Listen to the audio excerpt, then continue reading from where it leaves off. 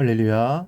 사랑하는 대강의 가족 여러분, 오늘 하루도 하나님의 말씀과 동행하는 삶이 되길 소망합니다. 오늘 함께 나눌 하나님의 말씀은 마태복음 22장 41절에서 46절 말씀입니다. 바리새인들이 모였을 때에 예수께서 그들에게 물으시되 너희는 그리스도에 대하여 어떻게 생각하느냐? 누구의 자손이냐? 대답하되 다윗의 자손이니이다. 이르시되 그러면 다윗이 성령에 감동되어 어찌 그리스도를 주라 칭하여 말하되 주께서 내 주께 이르시되 내가 내 원수를 내 발 아래에 둘 때까지 내 우편에 앉아 있으라 하셨도다 하였느냐. 다윗이 그리스도를 주라 칭하였은즉 어찌 그의 자손이 되겠느냐 하시니 한마디도 능히 대답하는 자가 없고 그날부터 감히 그에게 묻는 자도 없더라. 아멘. 여러분, 이 지도자에 대한 개념의 이해는 대단히 중요합니다. 나뿐만 아니라 당사자도 제대로 알고 있어야 합니다. 즉, 대통령은 누구이고 또 어떤 일들을 하고 총리 또 국회의원 이런 자리가 어떤 자리이고 어떤 일들을 해야 하는지에 대해 정확하게 알고 있어야 합니다. 그에 따라 그 국가가 나은 방향으로 발전할 수도 있고 또 반대로 퇴보할 수도 있기 때문입니다.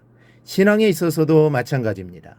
하나님에 대해, 성령에 대해, 그리스도에 대해 바른 정리가 있어야 합니다. 그 지식이 신앙의 여러 부분을 좌우하게 되기 때문입니다. 본문은 예수님께서 바리새인들의 잘못된 그리스도관을 바로잡아 주시려는 내용에 대한 기록입니다.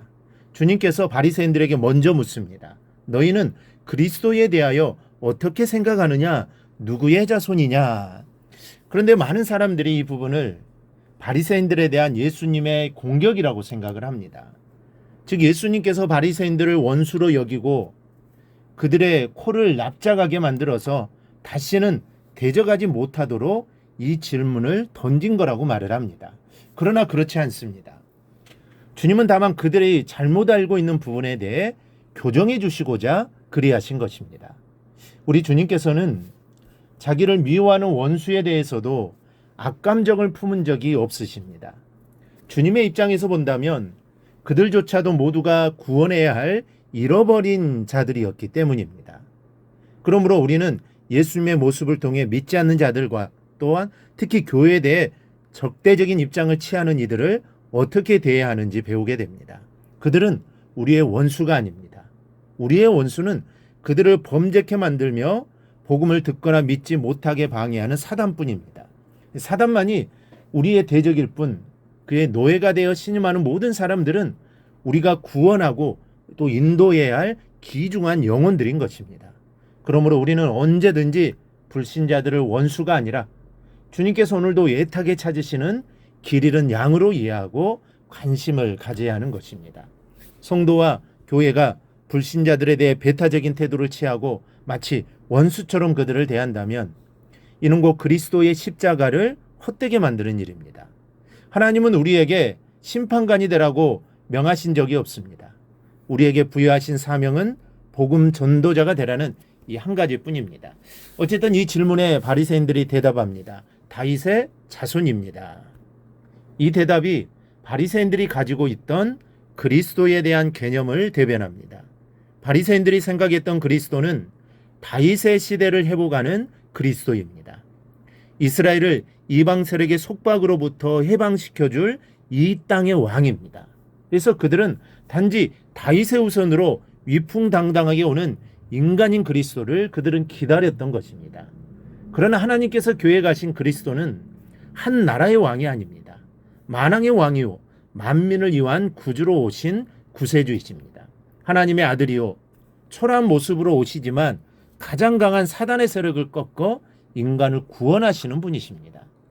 예수님께서 바리새인들의 대답을 듣고는 또 묻습니다. 그러면 다윗이 성령에 감동하여 그리스도를 주라 부른 것은 어찌 된 것이냐?